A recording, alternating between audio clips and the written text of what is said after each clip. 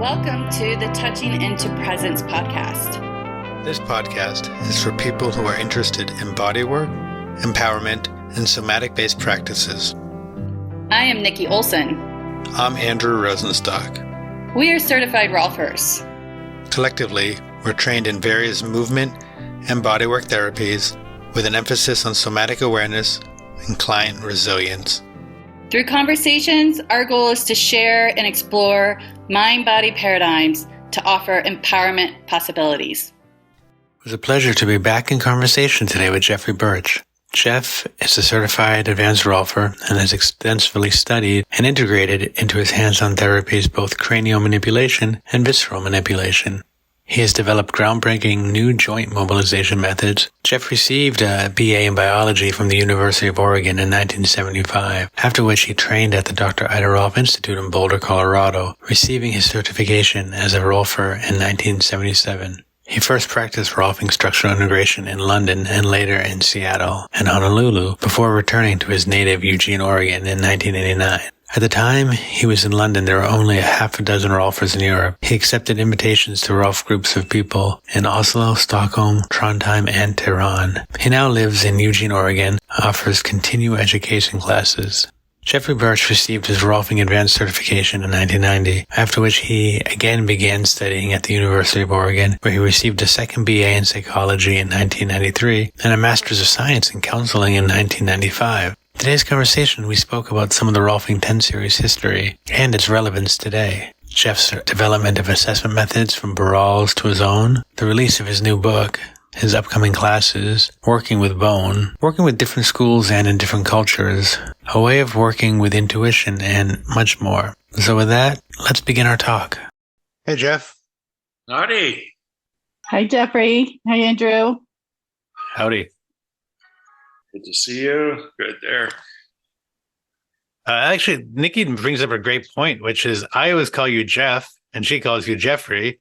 What do you have a preference? Do you like Jeffrey? Do you like Jeff? Do you like Mr. Burch? About the same in here, and I've been called worse things, but so hey, let's just go for Jeff. Okay. Cool. Hi, Jeff. Yeah, and the last time, it's funny, the last time we had a talk, the three of us, I was in Dubai. I guess it was probably about a year and a half ago, maybe I don't know when it was. Could have been even 2 years ago. Year and a half or so, I think. Even though we've talked before, like if we go over stuff we talked about before, there may be people who are just tuning in that haven't gone through the back catalog. And so, and Nikki and I tell a lot of the same stuff over and over again. So it's okay if you do as well. Okay. If that's helpful. Just for reference, our last chat was March 29th, 2021. I had a feeling it was March 2021. Okay. So it is a couple of years, more than 2 years ago. All right. Great having you back on. In our last episode that we had with you in March 2021, we got to learn a bit more about you, the history of your work, and since that time, I took a class with you, and which I really, really enjoyed and learned a lot of techniques. And one thing that came up in class was talking about the 10 series and how is that meaningful now with all the research that we have with touch therapy, fascia science, and how that bridges with more of an osteopathic touch. So we know in the Rolfing Structural Integration world that there is a population that's really, really dedicated to the 10 series. And then on the other end of the spectrum, not so much. And we spoke a little bit about that in the class, and certainly don't want to create any kind of negativity around the original work, but can we speak to a little bit of what you possibly have said in class of that maybe the 10 series isn't something that we need to hold so religiously, per se? Yes.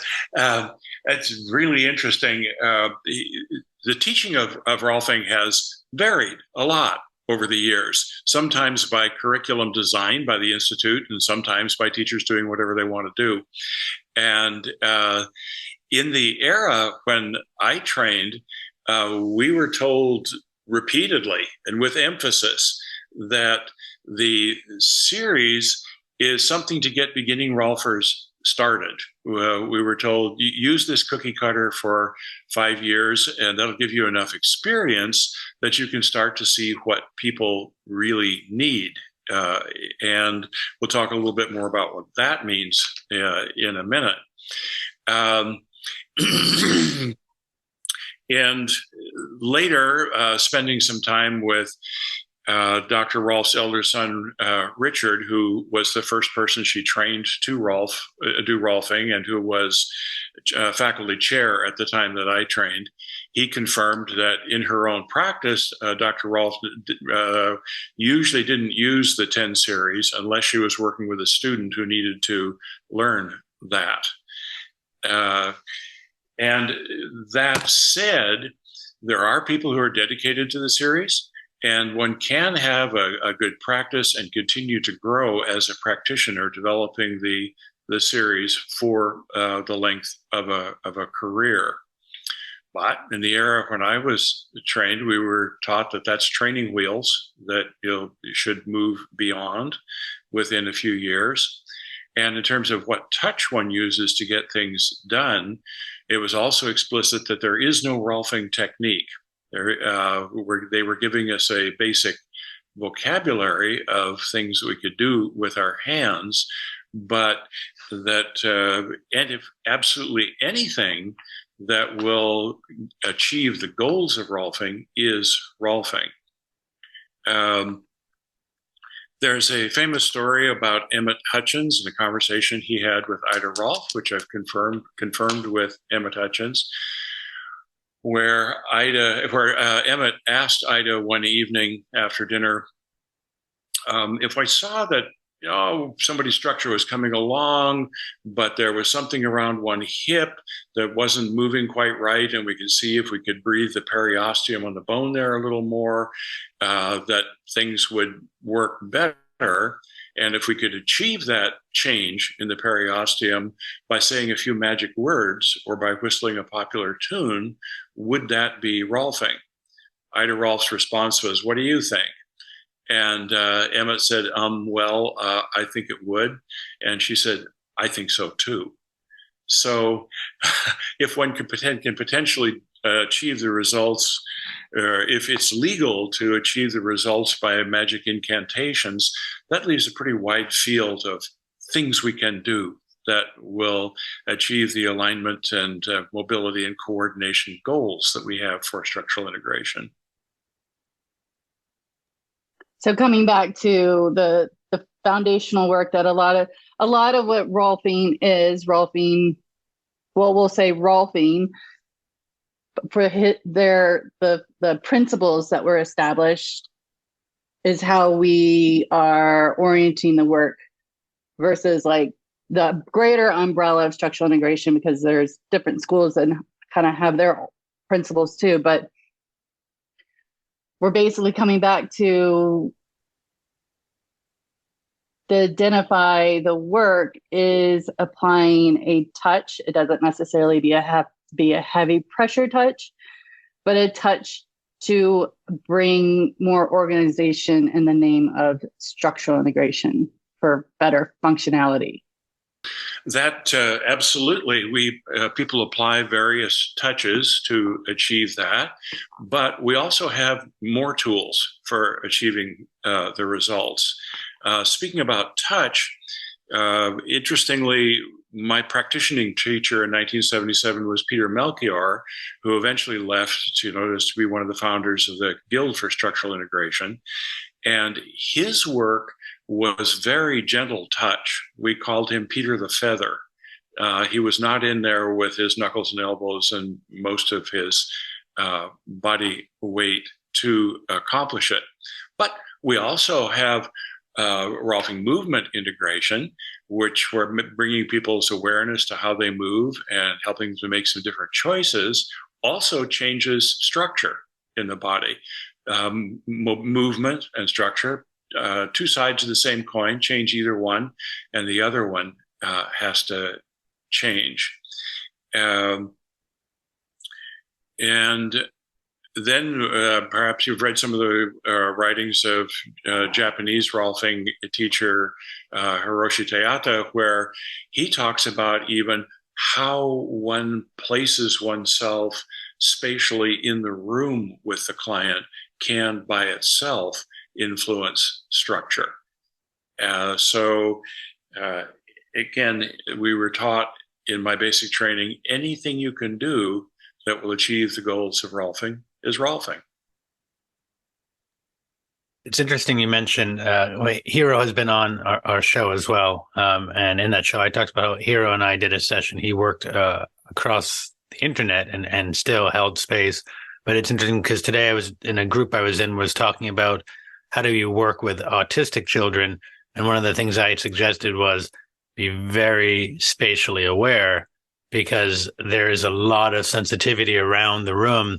And it's something really interesting to me, just how space as a way to structure is. And I don't want to go too much into that because that'll take away from the main excitement stuff of today. But just to share that in as something I find for where I am right now, space is very, very informative, especially from a nervous system functioning of where is that client and their safety.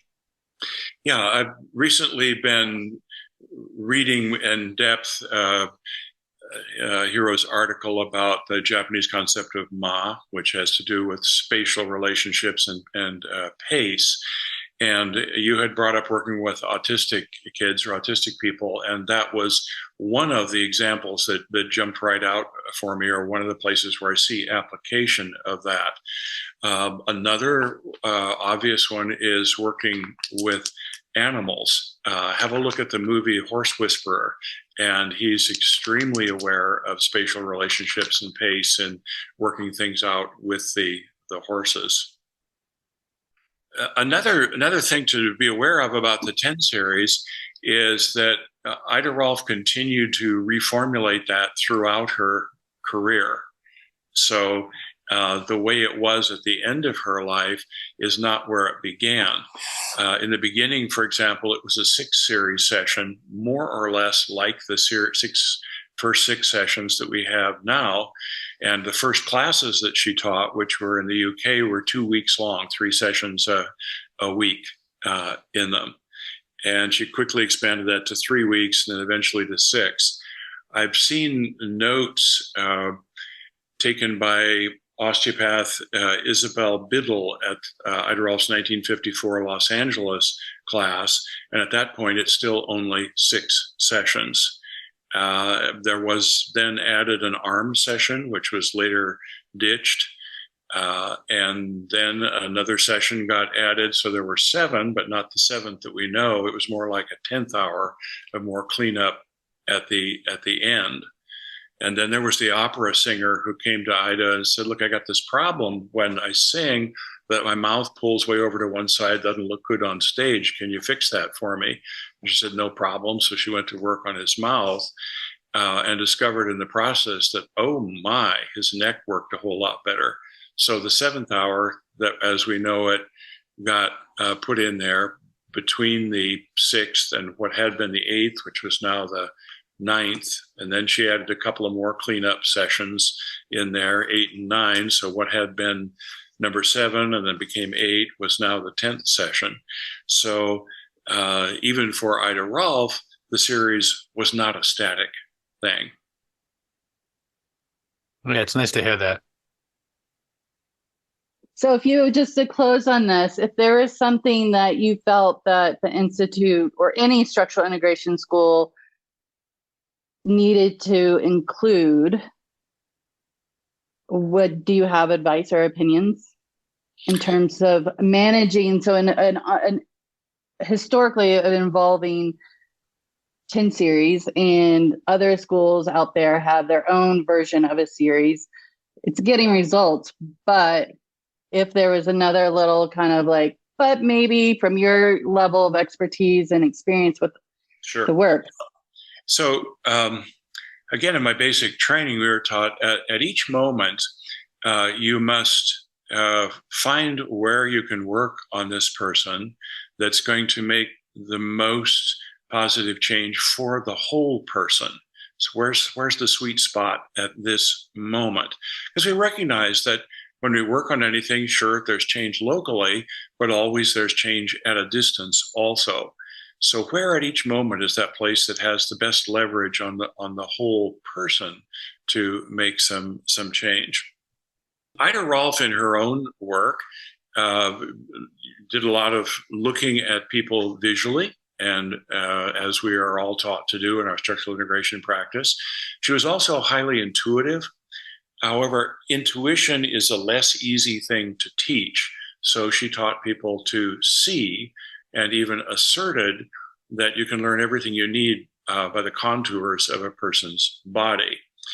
However, since her time, we've learned a bunch of other assessment methods, often from osteopaths, which give us more keys to understanding things in the body. I was very interested when I started taking classes with Jean-Pierre Barral, that he said, at each moment, you must find the place you can work on the person that is going to make the most change for the whole person.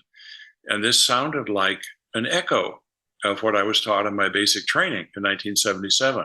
But there's a peculiar thing that sometimes two people saying the same words don't actually mean the same thing. So I made an experiment. If I use Barral's assessment methods to guide my sessions rather than the series, to what extent will the hallmarks of structural integration appear? Will the lines appear? Will the good qualities of movement appear? And the answer was really well. So it turns out that the assessment methods that he was teaching to find that sweet spot apply very well to our work.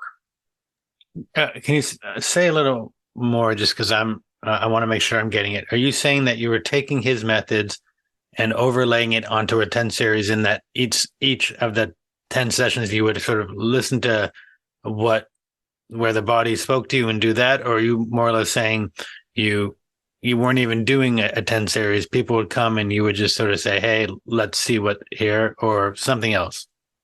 Right. So in using his assessment methods, that was rather than the 10 series.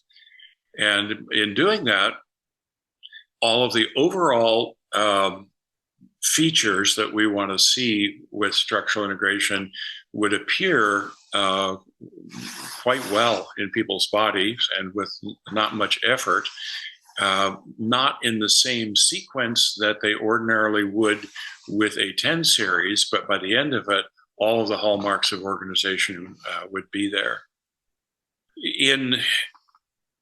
By the way, I did train to the instructor level with Barral, with his work. And they have a name there for that sweet spot of where we can work at each moment that's going to make the most positive change for the whole person. It's called the primary restriction or primary lesion. Primary here meaning only, this is the most fruitful place to work at this moment. It has nothing to do with how strong the restriction is or historically how old it is. It's only the sweet spot for working right now to really help the person. Primary restriction. Well, it's a good segue there, because that seems, as I'm reading your book that just came out, that is what the introduction of the book talks about, is exactly what you've just said. Sorry to spoil the first few pages of the book for anyone. And we will put a link to the book with a discount that people can save to buy this great book.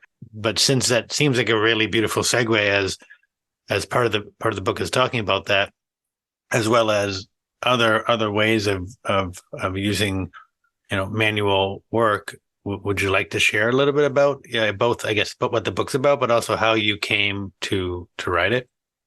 You bet. Yeah. So again, the title of the book is Assessment and Treatment Methods for Manual Therapists. subtitle, The Most Effective and Efficient Treatment Every Time. And this contains 19 assessment methods and 24 treatment methods, 24 different ways of handling tissue. About a third of the methods in it are ones that I learned from Burch. About a third of them are methods from other osteopathic sources. And about a third of them are new methods that I created. So, there are two major sections in the book are assessment methods and treatment methods. To talk a little bit about assessment methods, here's an analogy to this. Each assessment method provides some useful information. One assessment method will tell us everything. No assessment method is perfect. It can give us good information or occasionally lead us astray. So it's important to always use more than one assessment method. So as an analogy, if I'm driving my car and I want to change to another adjacent lane on the road, let's say I'm going to go into the lane to the left, I'll look in my left outside mirror. Does that provide enough information to do that? No, it doesn't. I better look over my shoulder also, which will give me an overlapping data set. It'll show me some of the same things the mirror does, but it'll show me things wider, whereas the mirror will show me farther back. Does that provide enough information? Well, I better look in my inside rearview mirror also, which is going to give me a data set overlapping what the outside mirror does. So I have 3 overlapping data sets there. One may confirm something that I see in another, but any one may show me something important that another one doesn't. And so in my teaching and in the book, I tell people always use several assessment methods to get where you want to go. Yeah, I really liked in your book, and I'm just in the beginning, but the circle, square, triangle, oval, is that correct? That way of thinking? Venn diagrams of, okay, here's a rectangle. This is the universe of everything we could know about this person or this situation in the person. And within that, here's a little circle that represents what one test will tell us. And then we could draw in a triangle which overlaps the circle, which provides us another data set, which is some of the same stuff the circle showed us, but some other stuff that it didn't. So the triangle might confirm what we'd seen with the circle, or it might show us something important that the circle didn't. Then you could extend that by putting in more tests. To talk a little bit more about that, Burch has a way of getting to kind of the zone in the body that you need to work on, and then coming in with other assessment methods to figure out exactly what's going on there, what tissue, what depth, and so forth. So that method for finding the area is called general listening. And there's an interesting relationship here to Rolfing. Basically, you put your hand on top of a person's head, put a little pressure on, and if everything's working well, the person will be steady and springy with that little bit of pressure. But usually, the person will bend, fold, collapse somewhere in the body. From Rolfing perspective, we're looking for where is there a lack of lift in the person's system. Burch uses other language for it, but from a Rolfing perspective, that's what we're doing. That's nice. That'll head you toward that sweet spot in the body. But I developed 2 other ways of looking for the same thing.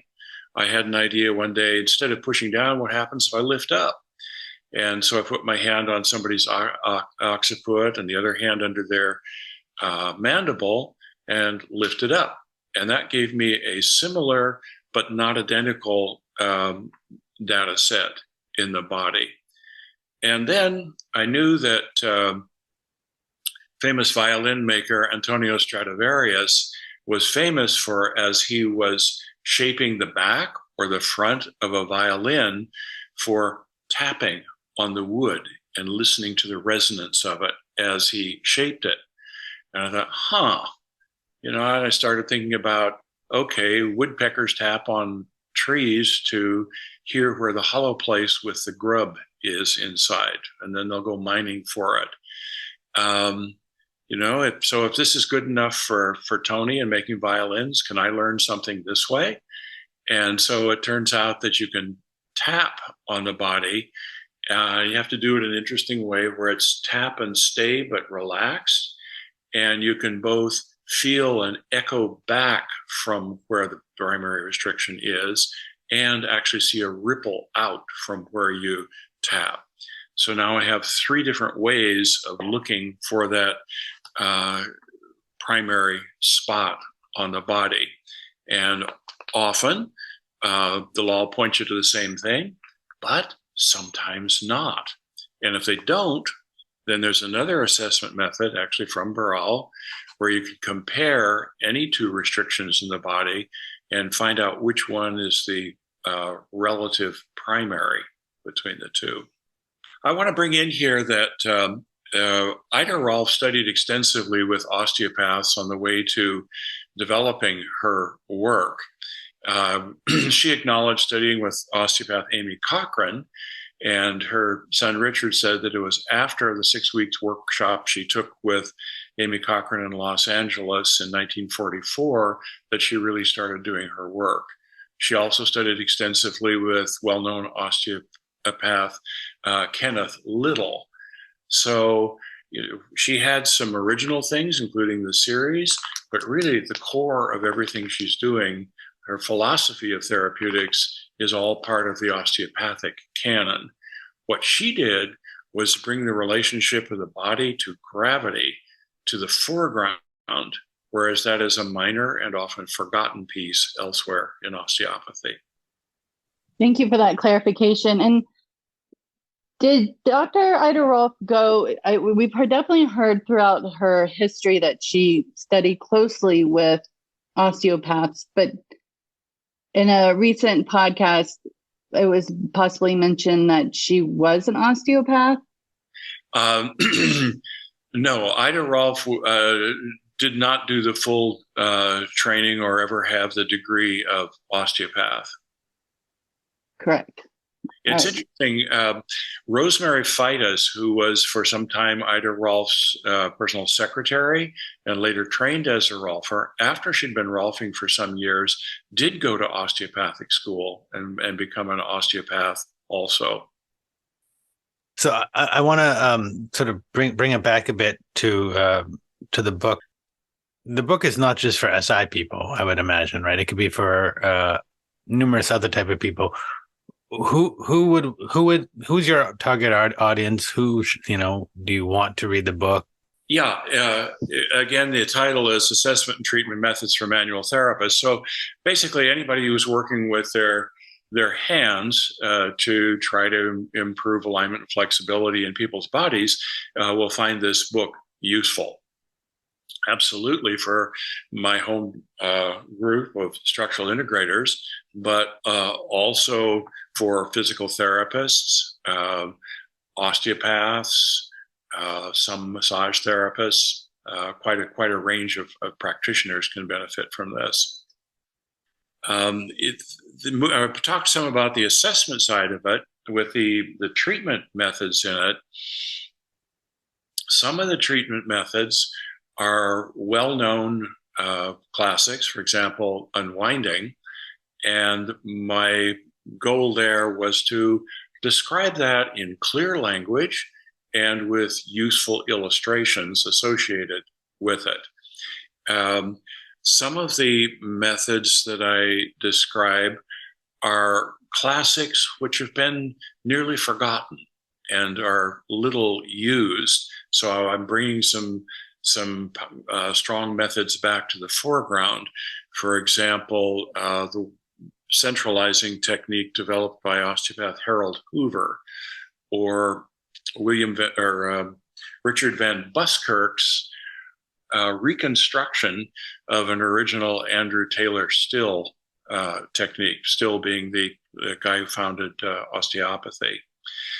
And then as I took a look at a lot of treatment methods and studied, all right, how are these things like each other and how are they different from each other? This led me to develop several novel ones, also several new ways of handling tissue to get things done. Which brings up the question, so why would you want to have so many treatment methods? People get along fine in their practice, sometimes with one or two or three. Well, the reason is that at each moment, for each person, for wherever you're working, while many, but not all methods may be effective, some of them are in that moment going to be more effective and more efficient than others. So they'll allow you to get things done more quickly and more completely. So it's useful to have more tools in your box. And in a similar regard, I guess it's similar. I don't actually know as much. You also have a class coming up in a few cities in the next upcoming few weeks as of recording this, but the class is on something entirely different. Is there correlation? And I know Nikki can talk because she's actually taken this class. I believe she's taken this class. I could be confused. But is there correlation to the book topic and what's being done in the class? Or are they sort of two entirely different things or other? Yeah, I think the class you're talking about is the Functional Methods class series, which is actually a series of 3 classes for 4 days each. And that is something that I have evolved over about a 20-year period, teaching a collection of assessment and treatment methods. The book is derived from the classroom materials for that course. So it's an expansion of those. And henceforth, the book will be the textbook for that class series also. That's convenient. Yeah.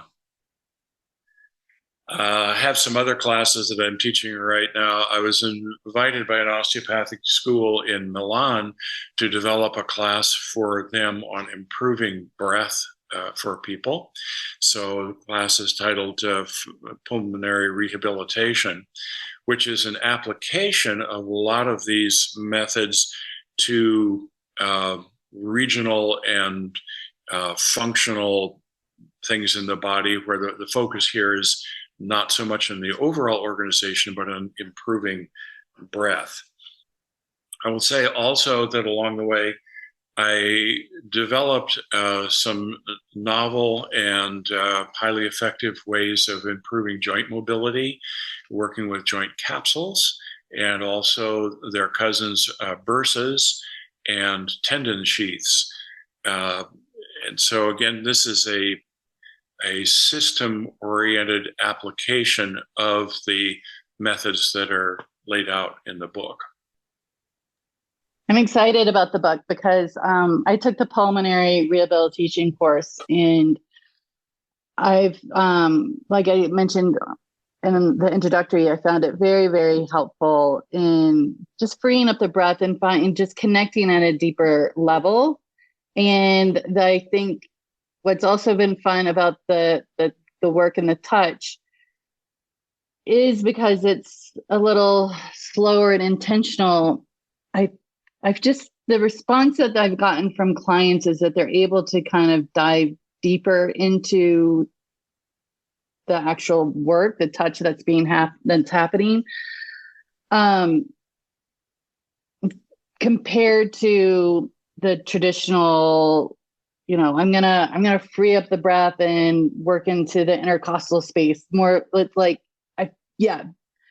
working within the systems and the different membranes, and especially there's one technique that we talked about, and this might be a fun thing to kind of just tap into, talking about working with the ribs and how ribs are way more bendy and manipulative, malleable, than what we normally would think of.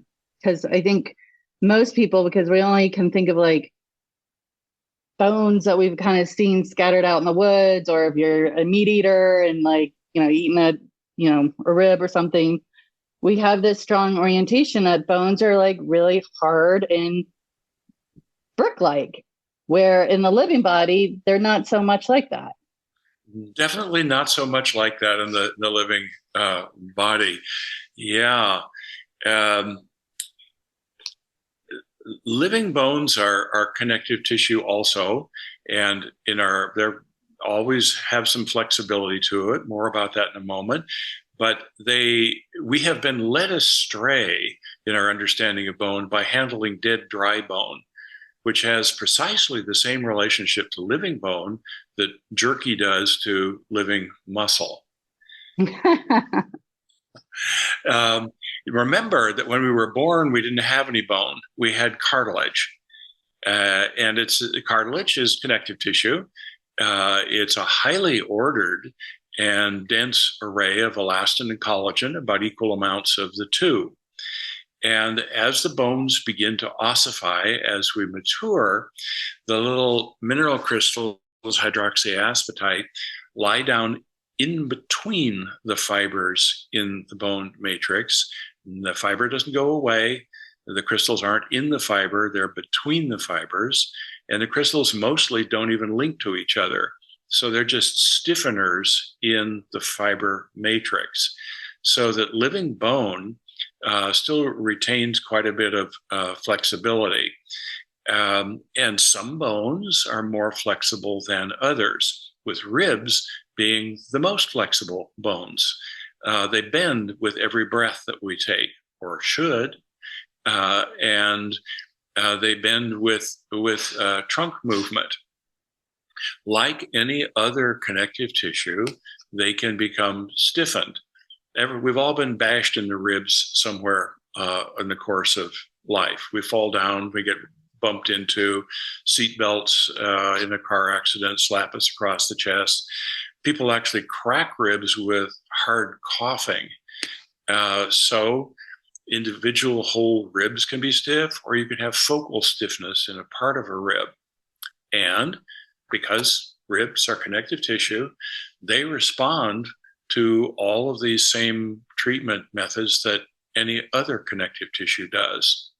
The total amount of flexibility in them is less than some other tissues, but they should have appropriate flexibility to them. Moving on from ribs for a moment, I want to talk about the long bones in our legs. They need to be flexible and springy also. When we walk, the live load of coming down on a foot is 6 to 7 times body weight. Do the arithmetic. It gets to be a large force. And we need several elements of shock absorption to manage that. Otherwise, every step would rattle our teeth. And one of those elements of shock absorption is the flexibility of the bones themselves. So as we land on a foot, the tibia and the femur actually bend a little bit like springs. And the loading of that spring is also part of what gives us our push off in the next part of the gait. Now, pathology is illustrative. If one or more of those bones becomes stiff, so it's not flexible and springy anymore, then there's too much load on the joints, on the ankle joint, on the knee, on the hip, all the way up into the back. And this contributes to erosion of cartilage in the joints themselves. So yes, working on bones is often a very important part of the work. Makes me think, actually, this morning, I have a client who came in for neck pain, among other stuff, and he had, self-diagnosed plantar fascia. I didn't start at his feet, but at some point when I was working on his feet, really just doing small bone work in the feet, because the bones were stuck together, more or less. They weren't moving. And then we started to get a little bit of movement, some pops here and there. And his foot had more spring in it because the bones had more movement. The long bones needed a little more. We got what we could. but what was, we weren't working on his neck. And afterwards he was saying, wow, my neck feels much better. Saying, this area was taking such a load that it wasn't able to spread out because it was stuck for whatever reason. And bones are fascinating. Bones are fascinating. And you mentioned there about getting more movement among the many bones in the foot. There are reasons we have all those joints in the foot. They're all there for a purpose. It's also fascinating that if you assess the flexibility of a bone and notice that it's stiff and assess the mobility of the joints of that bone, then when you take the stiffness out of the bone, quite reliably, the mobility of the joints improves. There may be additional things you need to do with the joints, but always there's improvement in joint mobility when you take the stiffness out of the bone itself. Many people think, oh, bone, it's this hard stuff. I must have to work on this really hard to get some change in it. Nope, you don't. They will respond to rather light forces in working on them. Well, maybe just because of your osteopathic mind and just linking in a little bit from the bone perspective, I took a class last weekend. It was a gyrotonic class focused on osteoporosis. And we were talking about, again, similar to what we were just sharing here about how bone is quite more malleable than we think.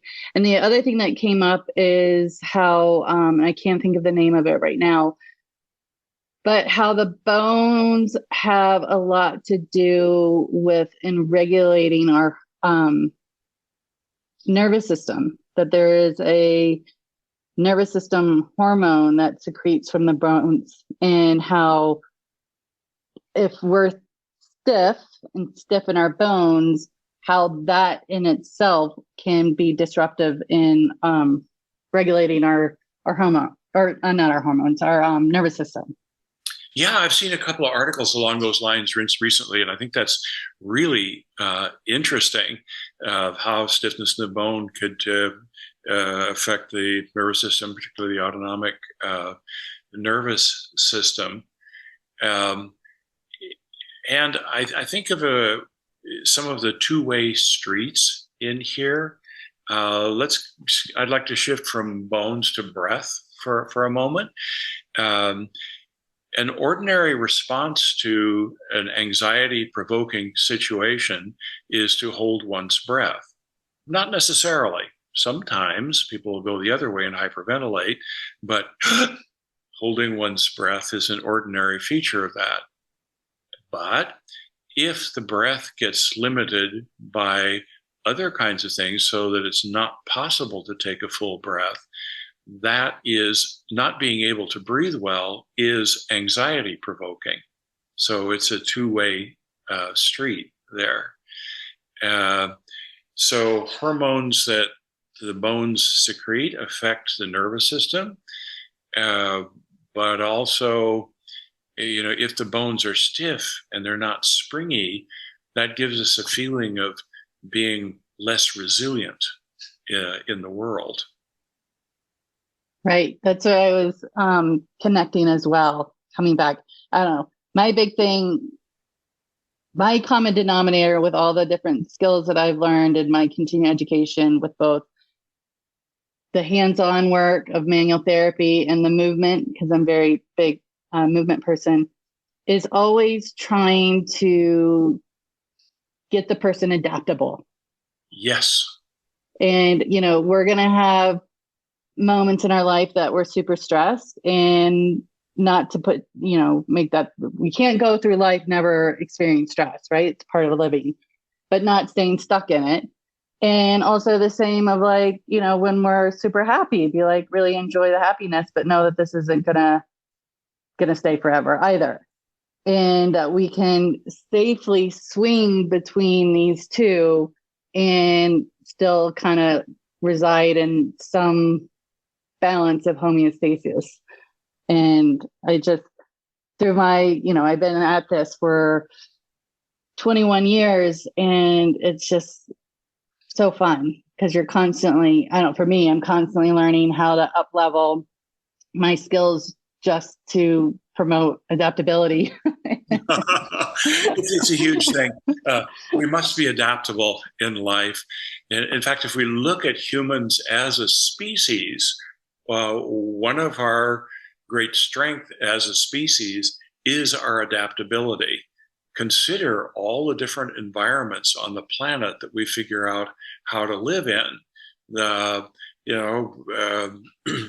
Penguins are fabulous, but they live in one environment, Antarctica and the very southern tip of South America. They wouldn't do well in the tropics. Ditto for polar bears. And you can take a lot of other examples, but humans seem to be able to set up camp almost anywhere on the planet and figure out how to make it work. So let's go to strength and upregulate our adaptability. So where are you heading next? Where from where I can see, I know you're comfortable at home right now. Where are you traveling for your classes? I've got a 3-stop teaching tour coming up later this month. First stop will be in Boston, where I will be teaching the pulmonary rehabilitation class that you took, Nikki, in a slightly modified form. The folks in Milan who wanted me to design that thing originally wanted a 3-day class, and so I always over prepare for classes, so I put everything in there, and we couldn't quite get everything done in 3 days. And so now it's going to be 4 days, so we'll have more time to practice things and a little bit more about the diaphragm also in it. Next stop will be near Exeter, England. It's actually a lovely Regency era house that's been restored and is a retreat center at Triverton, and they wanted, the UK Rolfers Association wanted a 2-day introduction to my joint bursa tendon work. The full program is 13 days of instruction, but I'll give them a good start on that.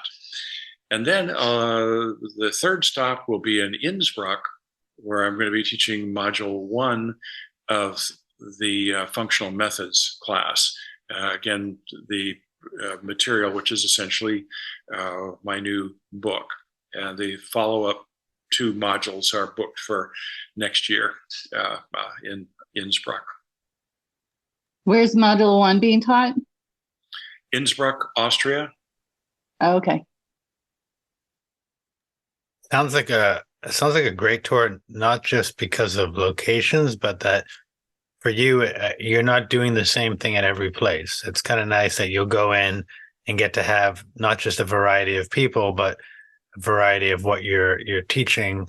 Because I know that teaching the same thing is great with different groups, but it can get a little bit it can get wearing and or sometimes forget, oh, was I doing this with this group? Was it with that group? And in this, you're going to have to be on your toes, and that sounds pretty awesome.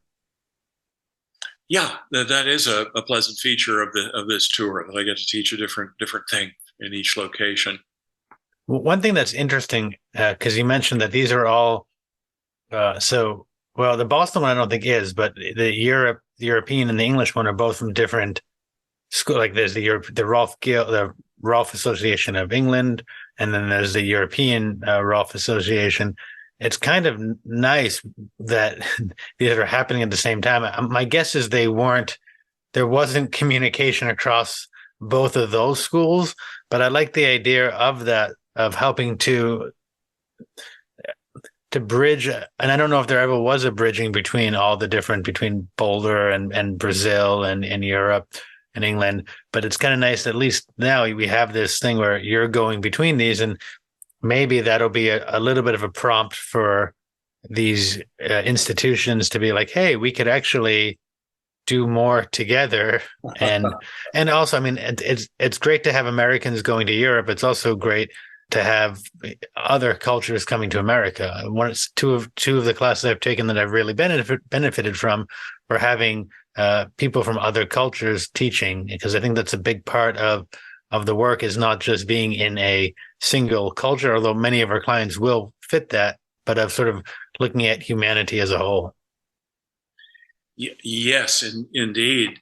I did teach the functional method series at the European Rolfing Association in Munich over the last couple of years, and I'm now offering that for the Austrian Rolfing Association. And of course, all the Austrian Rolfers are ERA members also, and there will be a significant number of Swiss in the class in Austria, and a couple of Germans also. And I think, as I mentioned, one woman who's actually flying in from Alaska to take the class. So yes, along those lines, in the era when I trained as a Rolfer in 1977, there was precisely one structural integration school in the world, Rolf Institute in Boulder, Colorado. Joseph Heller was president of the Rolf Institute at that time. Peter Melchior was my practicing instructor, and he would take off to form the guild. So as these various schisms and splinters into more schools happened, I found myself with teachers and friends in several schools. And I've done my best over the years to maintain relationships with people in the various schools, and have enjoyed my role of moving information around between schools, of helping things to be shared among them. Yeah, I was fortunate enough, and I don't remember, or even probably ever really knew the whys, but when I did my training, and I did mine here in at the time, the Rolf Institute in Boulder, now Dr. Ida Rolf Institute. But it was the school. We had the US location, Japan, Brazil, Australia, and I think Munich or Germany was maybe one of them. But that was, I think it was the only requirement is when you had to do your foundations here in Boulder, but then you could go and do your phase 2 and 3 elsewhere. And so it was exciting because I ended up going to Brazil because I wanted the dual certification. But there was conversations of how, like, and this was forever ago, so I can't really remember, but I just remember the chitter chatter that we would have and be like, oh, where are you going? Oh, I'm going to go to some state in Boulder, but someone really wanted to go to Australia or Germany or wherever. So there was a bleep in time where we were all kind of one school. Oh, that's really interesting. I hadn't been aware that there was that era where you had to do module 1 in Munich, in Boulder, and then go on. I could be mistaken about that. I could be mistaken. And maybe that was just for the US students. But point is there was freedom, and there was communication between the different schools around the world. And there was great benefit in that. You could still, when I did my phase 3, I had the chance to go to Brazil, but the issue was if I went to Brazil, it wasn't CompTIA certified. So my technically my phase 3 would be in Brazil. I would have actually graduated from the Brazil, and I wouldn't be able to have the same effect that being in the US would give me just from CompTIA. But a lot of not a lot, but I know a fair amount of U.S. trained Rolfers who are doing their advanced work through the European Rolf Association. And I had actually planned to do that this year because there's some great teachers lined up, but wasn't able to for a few reasons. But I think that's a lovely way of doing it. Either way of doing your advanced in one place and your beginner in somewhere else, just to learn more. But no matter how you do, it's great. Yes. Coming back to communication among schools, not only in the Rolf world, but the larger structural integration world. One of the things that negotiated with when I was teaching my functional method series at the European Rolfing Association in Munich was to allow graduates from other YASI recognized structural integration schools to attend my class at the ERA. It was something that they hadn't done before, and they used my class as a test case to see how that would be. So there were some European Guild for Structural Integration students in my class there. Bravo. Yeah, it's nice to hear. And now the guild and we're I think moving to a step of reunifying now that the guild can use the term Rolfing. I'm not fully up on all the details of that and the how that plays out. I know that the Guild for Structural Integration in the U.S. Closed its doors, and as part of the negotiations around that, people who had graduated from the Guild had an option to become members of the Rolf Institute and be able to use the term Rolfing. I don't know how many of them took up that option, but my impression is that Guild graduates who did not sign on for that and start paying dues to the Rolf Institute still may not use the word Rolfing. There is that truth as well. Yeah.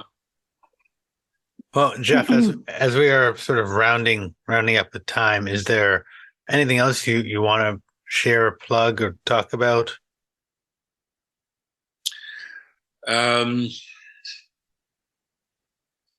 One of the features of the book is in studying the various ways of changing tissue, the treatment methods. I spent a lot of hours sitting in a library and thinking about, okay, so in what ways are these methods like each other? And in what ways do they differ from each other? And this led to my developing a 6-axis classification system for treatment methods. How much force is used? How much speed? How much constraint do we put on the tissue? How directive are we with it? And a couple of other things that are sort of related to force but have their own names. And doing that actually led to my developing some of the new techniques. It was a little bit like the early days of developing the periodic chart of the elements. The elements are put on there, but then people could see, there's a blank spot here where there should be something. And so they went looking for elements. So in the book, there's a description of that and some thought about how other people might continue to be creative and develop more treatment methods. I like that. I like how you kind of lended your expertise and your commitment to bringing this work out there, but how it can be building blocks. Yeah. Yes. For others. Well, thank you. I can, I know I have been sharing your techniques with students who have been coming to receive work with me, and they're like, well, what is that? I'm not learning that in school. And I'm like, well, not yet, but here, I'll show you a little bit. So it's fun. And the treatment methods that I showed you in the pulmonary rehab class, yeah, sure, they were useful for working on breath, but they're useful for working on anything else in the body also. They're not regionally specific like that. Well, I like to hear what you're saying about that the periodic table. sort of way. And what I enjoy about it is, to me, it actually really ties in similar to how I understand what Dr. Rolf was doing and what A.T. Still was doing, where it's not really about a specific technique of do this and then do that, but a more principled way of understanding these are sort of systems at play, and these are ways of working within system. And once you understand that, it's not so much about do this and then this will happen, as much as something else, which I don't really have the good words for at this point, but of how we interrelate with the being that allows for things to go. So it's really lovely to hear. Very much so. I mean, everything I teach is about a very sensitive, tactile dialogue with the person. Along those lines, one of the things that people often ask is, okay, you got all these treatment techniques, so when do you use which ones? Certain ones useful for certain tissues and conditions. It's like, well, no, actually it doesn't map that way very well. There are a few exclusions, like don't use the higher force ones on tissues that are either inherently or situationally more fragile. But it's very idiosyncratic of what's going to be the most fruitful way to work in each moment. And there are three ways to figure that out. One of them is try something, and if it isn't working well, try something else. And another one is Burch teaches, and I have in my book, a way that you can actually dialogue with the body and ask it questions in a decision tree to arrive at it. But there's another thing that happens after one has been working in this way for a while, that then when you contact a person's body, their body will often begin to move in a particular way and will guide you to the technique that's going to be most useful to it. So those are sort of three stages of sensitivity that can increase. Sorry, I love what you're just saying, because as a practitioner, I've gotten really as I've kind of been tracking this, way more comfortable in the moment of stillness and just waiting, because I will be working and be like, all right, what's next? And I'll kind of like, sometimes we'll have a moment of like, oh my God, there's so many options. And then I'll just sit there and be like, all right. And I'll just share with my clients, be like, I'm kind of waiting. There's options. There's lots of options, but me standing here isn't because I don't know what to do next. I'm waiting for your body to guide me. Absolutely. Sometimes waiting and stillness are just what's to do. For those who have studied some Tai Chi along the way, for many Tai Chi teachers, the most frequent comment or correction that they will give somebody learning Tai Chi is Wu Wei, not doing. Yeah, and then to sort of build on what Nikki's saying, there's this thing that when I'm hearing with you, and it's kind of funny, because I think when people first hear it, what they're hearing almost to say as well, this is very analytic. There's all these things you need to do. It's very like intellectualized. But actually, the way that I understand it, and what I'm hearing through both of you, is that it's actually not very conceptual. That actually, when you're in that space, it is what you've sort of learned as an embodied way of moving. You're responding with this other being, and we're not thinking, oh, if I do this, and this will happen, and planning out 5 steps, as much as, oh, this is unfolding, and the next thing to arrive is this, and that's, I think, really hard to explain. I'm curious when I do get to sit in your class how that goes, because there really is a bit of a, not to use cliche words, but a paradigm shift. It all sounds, and a lot of my clients, when I talk with them, they say, well, this is so intellectual. And I'm saying it's not. Like, it sounds that way. I get that. But once you can like shift it, it isn't intellectual. It's really just about this way of being with presence. No pun meant with our podcast show name, but really that's what it's about. And that just being in that relation, and whatever we have learned before, that comes in. As, oh yeah, Jeff has taught this thing before. This might make sense, and it's not like sitting there wondering what's next, but just responding. Yes, there are actually useful ways to think about it. So you can find substantial intellectual elements in my book, but it's akin to learning to play music.